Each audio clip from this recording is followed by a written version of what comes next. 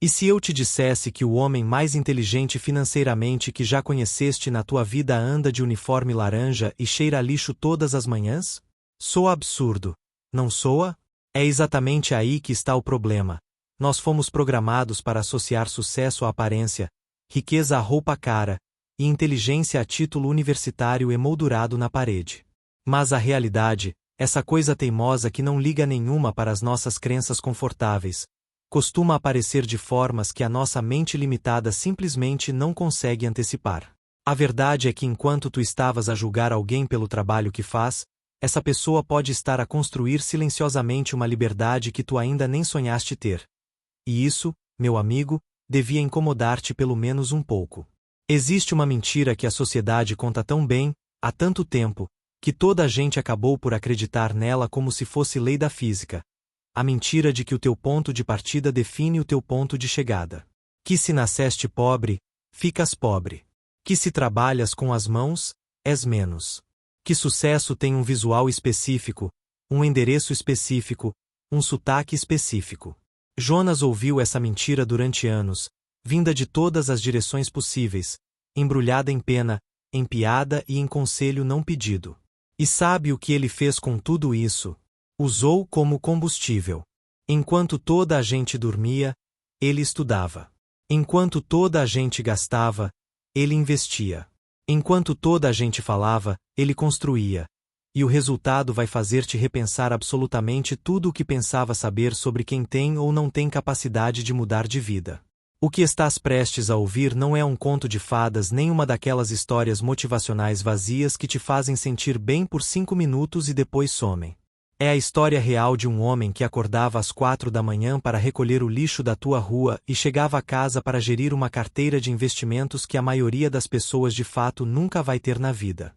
É a história de como o silêncio pode ser a arma mais poderosa que existe, de como a dignidade no trabalho humilde pode coexistir perfeitamente com uma ambição gigante, e de como as pessoas que mais subestimamos são muitas vezes as que têm mais a ensinar-nos. Fica até ao fim, porque a parte que vai mudar a forma como vês o mundo ainda está para vir, e eu prometo-te que não vais querer perder. Jonas acordava todos os dias às 4 da manhã, quando o mundo ainda dormia e as estrelas ainda teimavam em brilhar no céu escuro de São Paulo. O despertador tocava, ele abria os olhos sem reclamar, sem drama, sem aquela cara de quem quer esmurrar o travesseiro. Simplesmente levantava, bebia um café forte e ia encarar mais um dia. A vida dele não era fácil, longe disso, mas havia naquele homem uma serenidade estranha, quase desconcertante, como se ele soubesse de algo que o resto do mundo ainda não tinha descoberto. O uniforme laranja estava sempre passado, as botas limpas dentro do possível, e o sorriso no rosto era genuíno, daqueles que não precisam de explicação. Jonas não reclamava do trabalho, não reclamava do salário, não reclamava de nada. E isso, curiosamente, incomodava muita gente ao redor dele. Cresceu no interior do Maranhão, numa casa de chão batido onde o luxo era ter comida garantida no jantar e luz elétrica que não caía toda hora. A mãe lavava roupa para fora, o pai cortava cana na safra e Jonas aprendeu desde cedo que dignidade não se mede pelo tamanho do bolso, mas pela firmeza do caráter. Aos 17 anos fez as malas com pouco mais de R$ 200 e um sonho mal formulado na cabeça. Pegou o primeiro ônibus para São Paulo e jurou para si mesmo que um dia voltaria diferente. Não voltaria rico necessariamente, mas voltaria inteiro, realizado, com a cabeça erguida. A cidade grande recebeu Jonas como recebe a maioria, com indiferença total, sem tapete vermelho, sem ninguém esperando na rodoviária. Ele dormiu no albergue nos primeiros meses, trabalhou em obras, em mercados, em restaurantes, até o dia em que surgiu a vaga na empresa de coleta de resíduos e ele aceitou sem hesitar, porque Jonas nunca teve o hábito de torcer o nariz para a oportunidade. A rotina dele era dura de um jeito que só quem já trabalhou com o corpo sabe descrever. Horas dentro de um caminhão, sol na cabeça, peso nas costas, cheiro que não sai fácil da roupa nem da memória.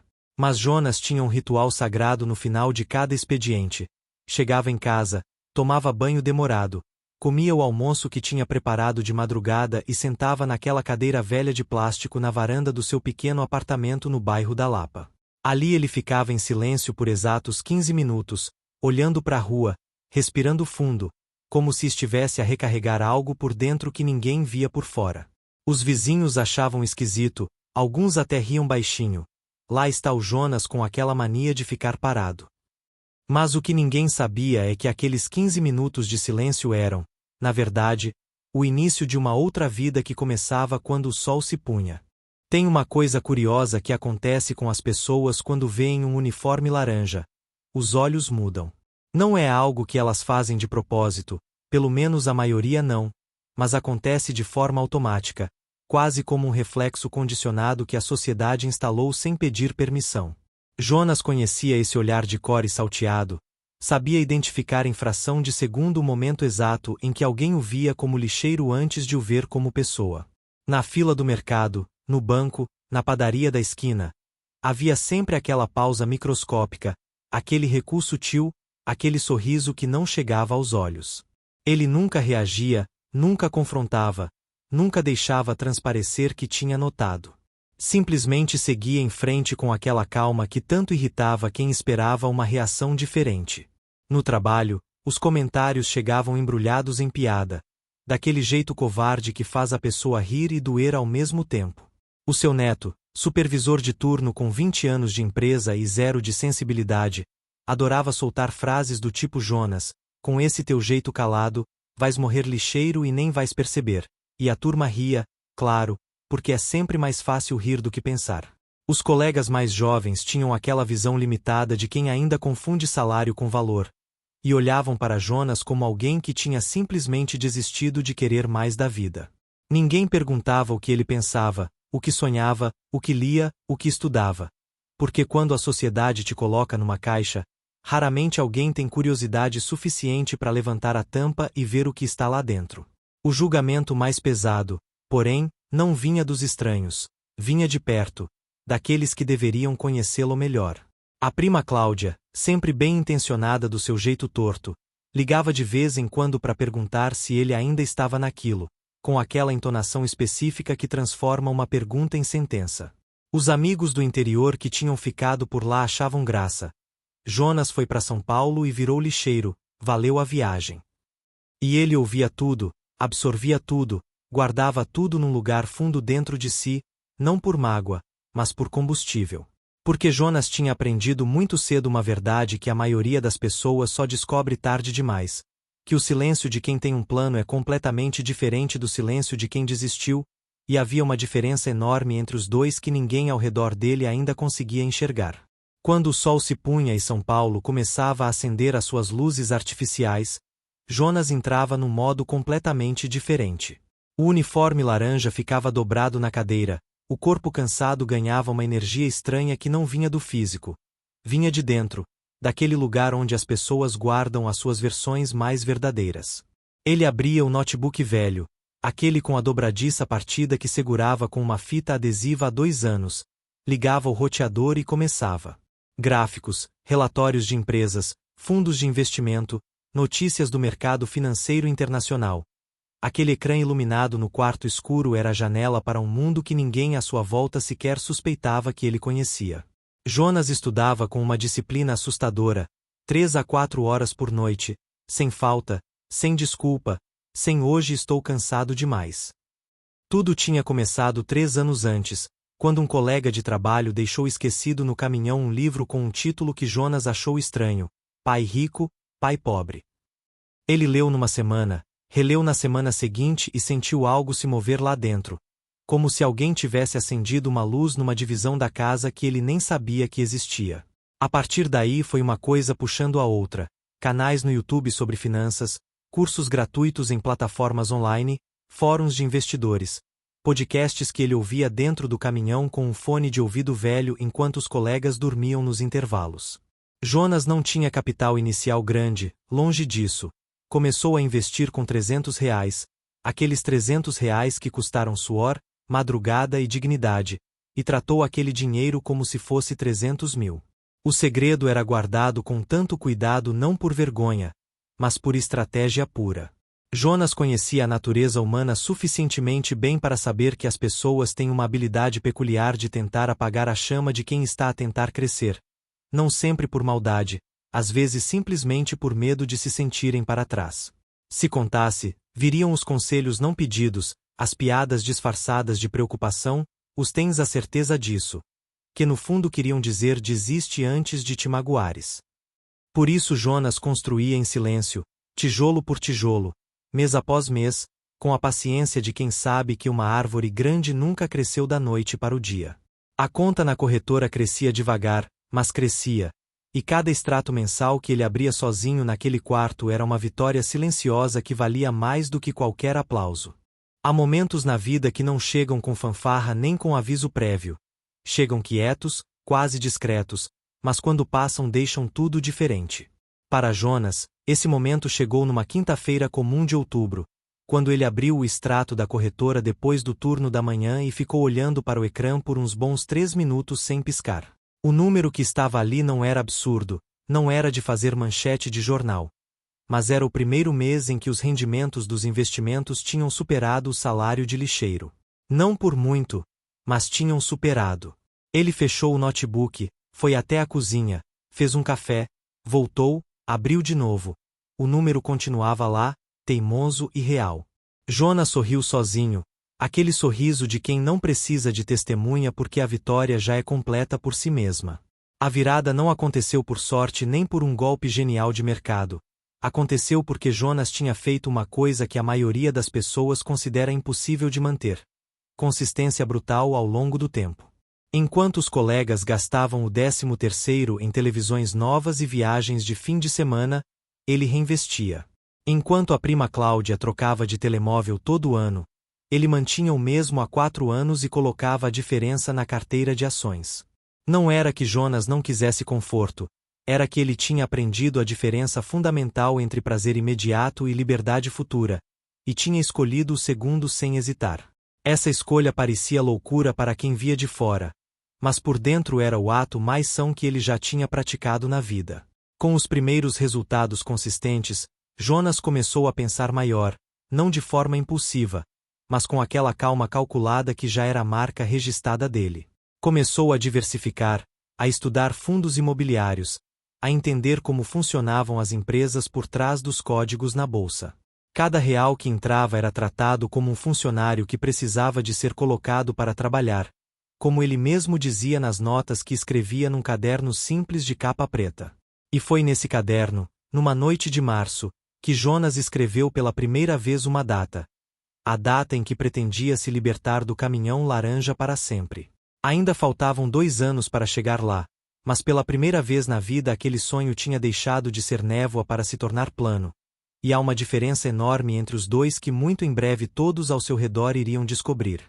A verdade tem uma característica interessante: ela não pede licença para aparecer, simplesmente aparece, no momento menos esperado, da forma menos planeada. Para Jonas, a revelação não foi um discurso preparado nem uma grande cena dramática. Foi um erro de percurso completamente banal. Numa tarde de sábado, durante o aniversário da mãe que ele tinha finalmente conseguido trazer para São Paulo, o telemóvel dele tocou em cima da mesa enquanto ele estava na cozinha. A prima Cláudia, sempre curiosa da forma mais inconveniente possível, olhou para o ecrã sem querer e viu a notificação. Uma atualização da corretora com um valor que fez os seus olhos arregalarem de um jeito que nem ela conseguiu disfarçar. Quando Jonas voltou à sala, o silêncio era daqueles que gritam. E ele percebeu imediatamente o que tinha acontecido. O que se seguiu foi uma daquelas conversas que ficam gravadas na memória para sempre. Cláudia perguntou diretamente, com aquela mistura de espanto e incredulidade de quem não consegue encaixar a informação no que sempre acreditou ser verdade: Jonas, isso é teu. E ele, pela primeira vez em anos, não desviou, não mudou de assunto, não usou o silêncio como escudo. Respirou fundo, olhou para a prima nos olhos e disse simplesmente que sim, era dele, que tinha construído tijolo por tijolo enquanto todos dormiam, e que o caminhão laranja tinha sido a fundação de tudo, não o teto. A sala ficou em silêncio por uns segundos que pareceram eternos.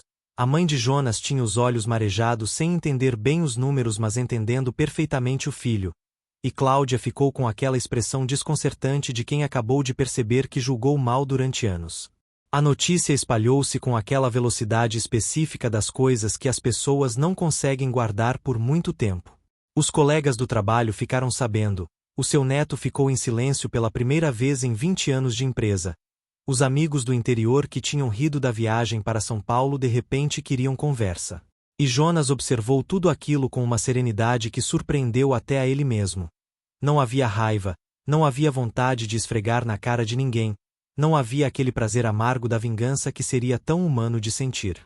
Havia apenas uma clareza tranquila, a sensação de quem chegou onde queria sem precisar de pisar em ninguém, e a certeza de que o maior presente de toda aquela história não era o dinheiro na corretora, era a prova concreta de que ele nunca tinha precisado da aprovação de ninguém para construir algo real. Jonas costuma dizer, naquele jeito simples e direto que sempre foi a sua marca, que a maior riqueza que construiu não está em nenhuma corretora do mundo, está na cabeça. Não porque dinheiro não importa, importa e muito, mas porque sem a mentalidade certa o dinheiro passa pelas mãos como areia fina, e ele viu isso acontecer com pessoas ao redor durante anos. A lição mais profunda que o caminhão laranja ensinou a Jonas foi que dignidade e ambição não são opostos. Pelo contrário, andam de mãos dadas quando a pessoa tem clareza suficiente para entender que o ponto de partida nunca define o ponto de chegada. Ele não se envergonhava do uniforme, nunca se envergonhou, porque sabia que aquele uniforme estava a financiar uma liberdade que a maioria das pessoas nem sabia que podia existir. O silêncio estratégico foi provavelmente a ferramenta mais poderosa que Jonas usou ao longo de toda a jornada, e é também a mais subestimada. Vivemos numa época em que as pessoas sentem uma necessidade quase física de partilhar cada passo, cada conquista, cada plano antes mesmo de ele tomar forma. Jonas fez o oposto, construiu em silêncio, deixou os resultados falarem por ele, e quando a revelação chegou foi inevitável e irrefutável, sem margem para dúvida ou diminuição. Se quiseres aplicar isso na tua própria vida, começa hoje. Pega naquele projeto que tens na gaveta, naquele plano que ainda não contaste a ninguém, e trabalha nele em silêncio por 90 dias sem anunciar nada. O que acontece depois vai surpreender-te. A história de Jonas não é sobre dinheiro, nunca foi. É sobre a coragem silenciosa de ser diferente num mundo que recompensa a conformidade, de sonhar grande num ambiente que ensina a sonhar pequeno, de agir com consistência numa sociedade viciada em resultados imediatos. Ele continua simples, continua direto, continua com aquele sorriso genuíno que não precisa de explicação. A diferença é que agora o apartamento na Lapa deu lugar a uma casa própria. O notebook com fita adesiva foi substituído mas guardado como recordação, e a cadeira velha de plástico na varanda foi trocada por outra. Porque algumas tradições merecem ser mantidas independentemente do tamanho da conta bancária. Jonas olha para o horizonte todas as manhãs com a mesma serenidade de sempre, e quem o vê de fora ainda não sabe bem o que há por trás daquele silêncio, mas agora tu já sabes. A história do Jonas acabou de passar pelos teus olhos, mas a verdadeira questão agora é: o que vais fazer com ela? Porque informação sem ação é apenas entretenimento, e tu não vieste até aqui só para ser entretido. Vieste porque algo lá dentro te disse que é possível, que a tua situação atual não é a tua sentença final, que há uma versão de ti que ainda não apareceu mas que está à espera de uma decisão. Jonas não tinha mais talento do que tu, não tinha mais tempo do que tu, não tinha mais recursos do que tu. Tinha apenas uma coisa que faz toda a diferença no mundo: a decisão inabalável de não aceitar o teto que os outros construíram para a sua vida. Então deixa eu fazer-te algumas perguntas diretas, daquelas que ficam a ressoar depois de desligares o vídeo. Quantas vezes já deixaste o julgamento dos outros definir o que achas que mereces? Quantas vezes adiaste um plano porque tinhas medo do que iriam dizer? Quantas noites foram desperdiçadas em distrações enquanto o teu futuro esperava pacientemente por ti?